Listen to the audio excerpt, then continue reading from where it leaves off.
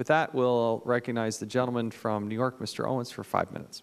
Thank you, Mr. Chairman, and other members of the committee who are with us today. I appreciate the opportunity to address the committee. I appreciate the difficult budget environment this committee faces, and I'm grateful for the opportunity to speak about an issue that is critically important not only to my constituents, but also to this nation's economic future. On February 4th, 2011, the President and Prime Minister Harper of Canada announced Beyond the Border, a shared vision for perimeter security and economic competitiveness. This agreement institutionalizes programs that will in fact make our northern border more secure and at the same time allow for the rapid movement of people and goods. The U.S.-Canada trade relationship represents over $250 billion of direct investment by each country and the other, and bilateral trade of nearly $700 billion a year in goods and services. Nearly $1 million in goods and services crosses the U.S.-Canadian border every minute, as well as 300,000 people every day.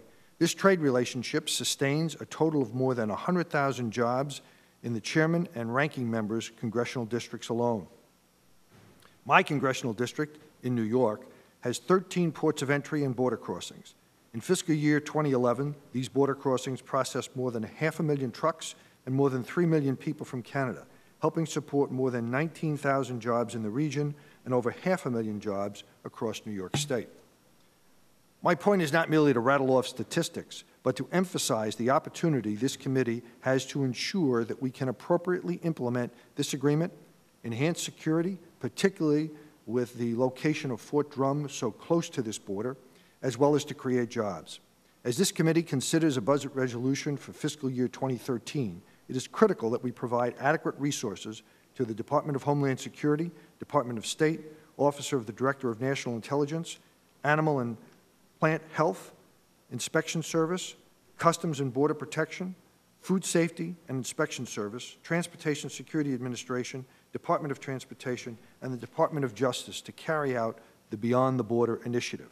Not only does this agreement have the potential to boost trade with Canada while creating jobs here at home, it will also ensure that taxpayer money is spent more efficiently and creatively to process people and goods at the border. Several major initiatives in the Beyond the Border Action Plan that will bolster security and economic growth efforts include developing a joint Canadian plan for investing in modern infrastructure and technology at the busiest ports of entry, which is essential to pursuing creative and effective solutions to manage the flow of cross-border traffic. A commitment to utilizing technology and cybersecurity for small border crossings so that assets can be redeployed to larger crossings to facilitate the movement of people and goods. Pilot programs permitting expedited clearance for certain Canadian food processors and Amtrak passengers. A joint U.S.-Canadian plan to measure and compare wait times and traffic at the border. Expanded cooperation of our security agencies all along our border, working towards integrated U.S.-Canada entry-exit system for people and goods so that entry into one country can serve to verify exit from the other.